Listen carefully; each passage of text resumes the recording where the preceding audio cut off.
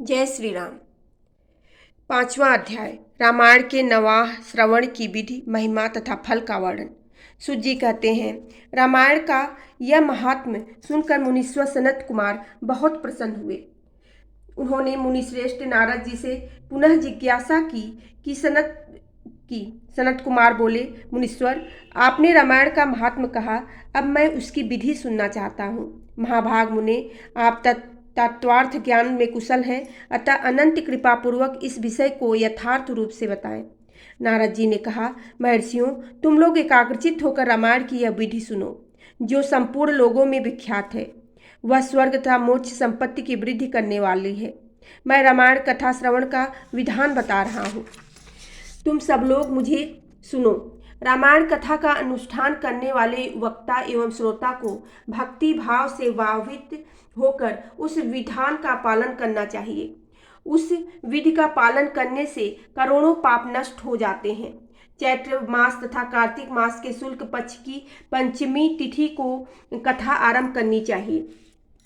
पहले स्वास्तिक वाचन करके फिर यह संकल्प करें कि हम 9 दिनों तक रामायण की अमृतमयी कथा सुनेंगे। फिर भगवान से प्रार्थना करें, श्री राम, आज से प्रतिदिन मैं आपकी अमृतमयी कथा सुनूंगा।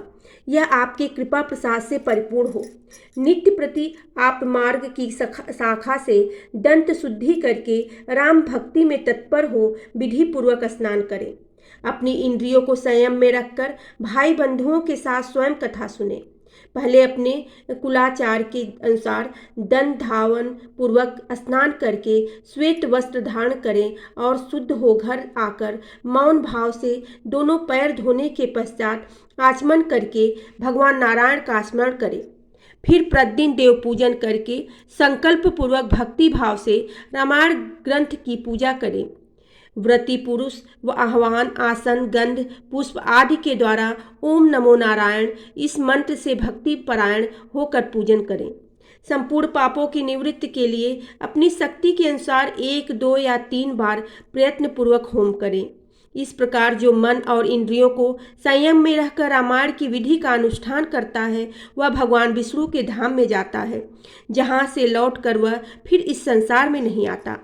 जो रामायण संबंधित व्रत को धारण करने वाला तथा धर्मात्मा है, वह श्रेष्ठ पुरुष चांडाल अथवा पतित मनुष्य का वस्त्र और अन्न से भी सत्कार न करें। जो नास्तिक धर्म मर्यादा को तोड़ने वाले पर निंदक और चुगलखोर हैं, उनका रामायण व्रतधारी पुरुष वाणी मात्र से भी आदर न करें।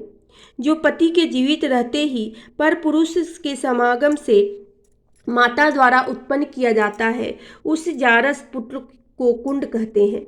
ऐसे कुंडक के यहाँ जो भोजन करता है, जो गीत गाकर जीविका चलाता है, देवता पर चढ़ी हुई वस्तु का उपभोग करने वाले मनुष्य का अन्न खाता है, वैद्य है, लोगों को की मिथ्या प्रशंसा में कविता लिखता है, देवता तथा ब्राह्मणों का विरोध करता है, पराये अन्न का लोभी और पर स्त्री में आसक्त रहता है, ऐसे मनुष्य को रामायण व्रती पुरुष वाणी मात्र से भी आदर न करे। इस प्रकार दोषों से दूर एवं शुद्ध होकर जितेंद्रिय एवं सबके हित में तत्पर रहते हुए जो रामायण का आश्रय लेता है, वह परम सिद्ध हो जाता है।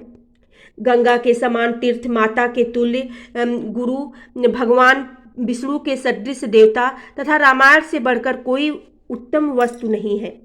वेद के समान शास्त्र और शांति के समान सुख, शांति से बढ़कर ज्योति तथा रामायण से उत्कृष्ट कोई काव्य नहीं है। क्षमा के सदृश बल, कीर्ति के समान धन और ज्ञान के सदृश लाभ तथा रामायण से बढ़कर कोई उत्तम ग्रंथ नहीं है। रामायण कथा के अंत में वेदज्ञ वाचक को दक्षिणा सहित गौ का दान करें। उन्हें रामायण की पुस्तक तथा वस्त्र और आभूषण आदि दें। जो वाचक को रामायण की पुस्तक देता है, वह भगवान विष्णु के धाम में जाता है, जहाँ जाकर उसे कभी शोक नहीं करना पड़ता। धर्मात्माओं में श्रेष्ठ सनत कुमार, रामायण की नवाह कथा सुनने से यजमान को जो फल प्राप्त होता है, उसे सुनो। पंचमी तिथि को रामायण की अमृतमयी कथा को आरंभ करके उसके श्रवण मात्र से मनुष्य सब पापों से मुक्त हो जाता है। यदि 2 बार यह कथा श्रवण की गई तो श्रोता को पुंडरीक यज्ञ का फल मिलता है। जो जितेंद्रिय पुरुष व्रत धारण पूर्वक रामायण कथा को श्रवण करता है वह 2 अश्वमेघ यज्ञों का फल पाता है। मुनिवरों, जिसने 4 बार इस कथा का श्रवण किया है वह 8 अग्निष्टोष में के परम पूर्ण फल का भागी होता है। जिस महामनस्वी पुरुष ने 5 बार रामायण कथा श्रवण का व्रत पूरा कर लिया है वह अत्यग्निष्टोम यज्ञ के द्विगुण पूर्ण फल का भागी होता है। जो एकाग्रचित होकर इस प्रकार 6 बार रामायण कथा के व्रत का अनुष्ठान पूरा कर लेता है वह अनिष्टोम यज्ञ के 8 गुने फल को भागी होता है। मुनीश्वरों, स्त्री हो या पुरुष, जो 8 बार रामायण को सुन लेता है वह नर में यज्ञ का 5 गुना फल पाता है। जो स्त्री या पुरुष 9 बार इस व्रत का आचरण करता है उसे 3 गोमेघ यज्ञ का पूर्ण फल प्राप्त होता है। जो पुरुष शांत चित्त और जितेंद्रिय होकर रामायण यज्ञ का अनुष्ठान करता है वह उस परमानंदमय धाम में जाता है जहाँ जाकर उसे कोई शोक नहीं करना पड़ता। जो प्रतिदिन रामायण का पाठ अथवा श्रवण करता है गंगा नहाता है तथा धर्म मार्ग का उपदेश देता है, ऐसे लोग संसार सागर से मुक्त ही हैं, इसमें संशय नहीं है। महात्माओं, यतियों, ब्रह्मचारियों तथा प्रवीरों को भी रामायण की नवाह कथा सुननी चाहिए। राम कथा को अत्यंत भक्तिपूर्वक सुनकर धर्म महान तेज से उद्दीप्त हो उठता है और ब्रह्मलोक में जाकर वही आनंद का अनुभव करता है। इसलिए विप्रेंद्रगण, आप लोग रामायण की अमृतमयी कथा सुनिए। श्रोताओं के लिए यह सर्वोत्त श्रवणीय वस्तु है और पवित्रों में भी परम उत्तम है। दुष्स्वप्न को नष्ट करने वाली यह कथा धन्य है, इसे प्रयत्नपूर्वक सुनना चाहिए। जो मनुष्य श्रद्धा युक्त होकर इसका 1 श्लोक या आधा श्लोक भी पढ़ता है वह तत्काल ही करोड़ों उपपादकों से छुटकारा पा जाता है। यह गु से भी गुतम वस्तु है, इसे सत्य पुरुषों को भी ही सुनना चाहिए। भगवान श्री राम के मंदिर में अथवा किसी पूर्ण क्षेत्र में सत्य पुरुषों की सभा में रामायण कथा का प्रवचन करना चाहिए। जो ब्रह्मद्रोही पाखंडपूर्ण आचरण में तत्पर तथा लोगों को ठगने वाली वृत्ति से युक्त है उन्हें यह परम उत्तम कथा नहीं सुनानी चाहिए। जो काम आदि दोषों का त्याग कर चुके हैं, जिनका मन राम भक्ति में अनुरक्त रहता है तथा जो गुरुजनों की सेवा में तत्पर हैं, उन्हीं के समक्ष यह मोक्ष की साधनभूत कथा वाचनी चाहिए। श्री राम सर्वदेवमय माने गए हैं। वे आर्त प्राणियों की पीड़ा का नाश करने वाले हैं तथा श्रेष्ठ भक्तों पर सदा ही स्नेह रखते हैं। वे भगवान भक्ति से ही संतुष्ट होते हैं, दूसरे किसी उपाय से नहीं। मनुष्य विवश होकर भी उसके नाम का कीर्तन अथवा स्मरण कर लेने पर समस्त पातकों से मुक्त हो परम पद का भागी होता है। महात्माओं, भगवान मधुसूदन संसार रूपी भयंकर एवं दुर्गम वन को भस्म करने के लिए दावानल के समान है। वे अपना स्मरण करने वाले मनुष्य के समस्त पापों का शीघ्र ही नाश कर देते हैं।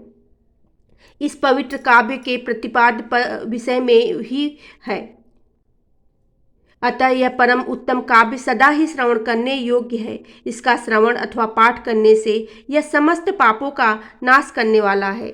जिसकी श्री राम में प्रीत एवं भक्ति है वही संपूर्ण शास्त्रों के अर्थ ज्ञान में निपुण और कृतकृत्य है।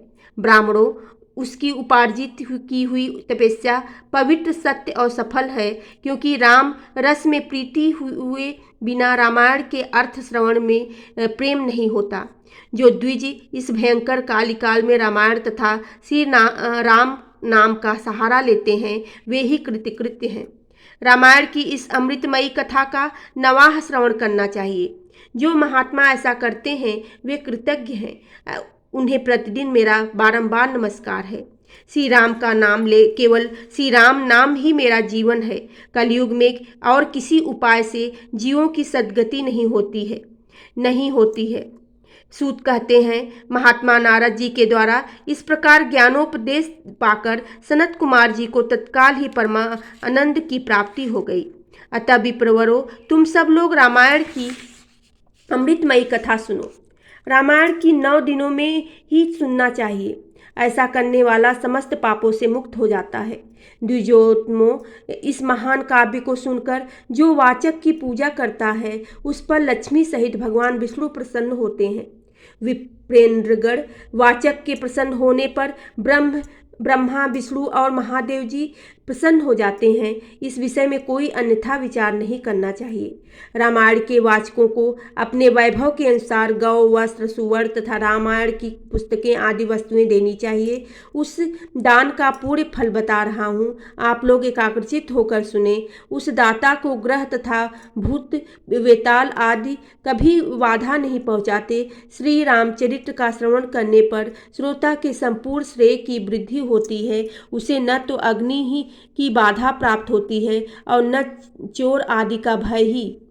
वह इस जन्म में उपार्जित किए हुए समस्त पापों से तत्काल मुक्त हो जाता है।